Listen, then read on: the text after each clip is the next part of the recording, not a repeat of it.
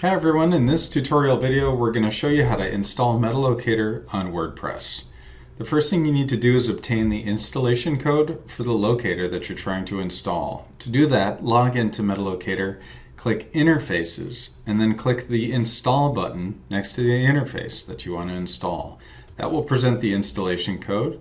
Go ahead and copy that to your clipboard, and now switch over to WordPress. Everyone's WordPress is a little bit different. In this example, we've started with a completely empty WordPress installation with a default template. The first thing we're going to do then is create a new page to host our locator. I'm going to go under Pages and then click Add New.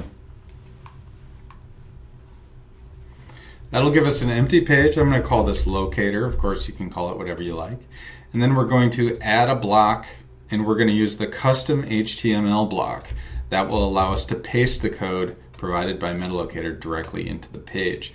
It's important not to paste this code into the paragraph body like that, because the code will be translated as and interpreted as regular text, not code.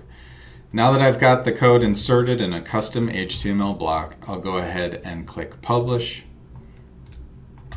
And now our page is now live. Let's take a look at what that looks like.